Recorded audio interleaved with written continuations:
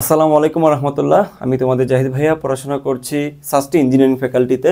So আজকে আলোচনা করবো মূলত গুচ্ছের কাট মার্ক, টপ মার্ক, কত মার্ক পাইলে অ্যাকচুয়ালি টপ ইউনিভার্সিটিগুলো টপ সাবজেক্টগুলো পেতে পারো, কত মার্ক পাইলে তুমি শেষের দিকে একটা সিট অ্যাটলিস্ট কনফার্ম করতে পারো, ওভারঅল একটা আলোচনা করব। সো আমাদের কোয়েশ্চেন প্যাটার্নটার কথা যদি একটু খেয়াল করি, তাহলে কোয়েশ্চেন প্যাটার্নটা কিন্তু স্ট্যান্ডার্ড হয়েছে, অর্থাৎ খুব কঠিন হয় নাই, আবার খুব একটা সহজ হয় নাই। স্ট্যান্ডার্ড কোয়েশ্চেনের উপরে যারা পরীক্ষা দিচ্ছে তারা জানো যে এবার মার্কটা একটু চেঞ্জ হবে, প্রত্যেক বছরের মতো হবে না। তো খেয়াল করো, এবার কিন্তু সিট মোটামুটি কত, ৮,২৯৭। ওই রেসপেক্টে যারা হচ্ছে মোটামুটি ইউনিভার্সিটিগুলোতে অ্যাপ্লাই করবে, ওই অ্যানালাইসিস করা থেকে আমরা কিছু মার্ক প্রেডিক্ট করতে পারি, এবং অ্যাপ্রক্সিমেটলি এই মার্কটা এইটার আশেপাশেই থাকবে, হয়তো বা ১, ২, ৩ কম বেশি হইতে পারে, বাট এইটার আশেপাশেই থাকবে।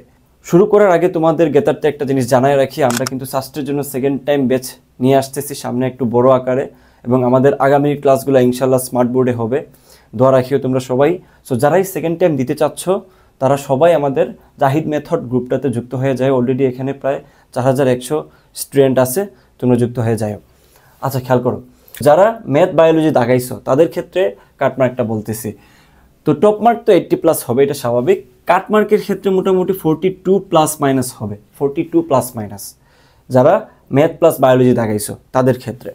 আর যদি বলো যে ভাই আমি হচ্ছে শিওর একটা সিট কনফার্ম করতে চাচ্ছি, যে আমি যাতে বলতে পারি যে হ্যাঁ আমি একটা সিট শিওর পাবো, সেক্ষেত্রে তোমার মার্ক থাকা লাগবে 49±। বুঝতে পারছি? সো এবার আসো বাংলা ইংলিশের ক্ষেত্রে। তো বাংলা ইংলিশের ক্ষেত্রে কম্পিটিশনটা একটু বেশি। কেন ভাইয়া বলো তো? কারণ বাংলা ইংলিশের ক্ষেত্রে বেশিরভাগই এটা দাগাইছে এবং বেশিরভাগই অ্যাপ্লাই করবে ইউনিভার্সিটিগুলোতে। সেক্ষেত্রে তোমার সিরিয়ালটা অনেক দূর পর্যন্ত যাবে না, দ্যাটস ওয়াই তোমার ওয়েটিং লিস্টটা কমে আসবে। তার মানে তোমার কাটমার্কটা বাড়বে। তো কাটমার্ক বাড়ার ক্ষেত্রে তোমার মোটামুটি 45± হবে, 45±। আবারও বলতেছি অ্যাপ্রক্সিমেটলি এটাই হবে, বাট ১, ২, ৩ কম বেশি হইতেই পারে, বুঝছো? বাট মার্ক এটার এই রেঞ্জের ভিতরেই থাকবে। আর যদি বলো যে ভাই শিওর একটা সিট লাগবে আমার, বাংলা ইংলিশ দাগাইছি আমি, তখন আমার মার্কটা কত হইতে পারে? তাহলে ডেফিনেটলি এটা 50+ হবে, মাইনাস হবে না, 50+ হবে মার্কটা, বুঝছো? 50+ হইলেই কেবলমাত্র তুমি বাংলা ইংলিশ দাগানোর পরে বলতে পারো যে আমার শিওর একটা সিট কনফার্ম হয়ে গেছে গুচ্ছে। এবার আসলে যে ভাই ওয়েটিং থেকে টানবে কিনা, এই কথাটার আনসার হচ্ছে স্লাইডলি নো। কারণ এইবার কি পরীক্ষা সবার শেষে হয়েছে না? সো যারাই পরীক্ষা দিচ্ছে এরা কোথাও চান্স পায় নাই, দ্যাটস ওয়াই তারা জিএসটিতে পরীক্ষা দিচ্ছে। এটা সত্য জিনিস।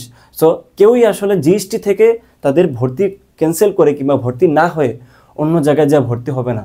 হয়তোবা ১০০ বা ৫০ জন হইতে পারে যে এমনি পরীক্ষা দিছে, সে অলরেডি একটা জায়গায় ভর্তি আছে ভালো একটা ইউনিভার্সিটিতে। সো ওইটা আমাদের কনসার্ন না, ওইটা হচ্ছে টপ মার্কে যারা থাকবে তাদের ক্ষেত্রে। বাট ওয়েটিং থেকে স্লাইডলি টানবে না, এটাই মাথায় রাখিও। অর্থাৎ তোমাদের এই যে মেরিটটা, এটা মোটামুটি ১০,০০০-এর আশেপাশে থাকবে। অর্থাৎ যাদের মেরিট ১০,০০০-এর আশেপাশে থাকবে তারাই মূলত এখানে একটা সিট কনফার্ম করে ফেলতে পারবে। এটাই হচ্ছে আমার প্রেডিকশন। ঠিক আছে? সো আজকে এই পর্যন্তই থাকলো। আল্লাহ হাফিজ।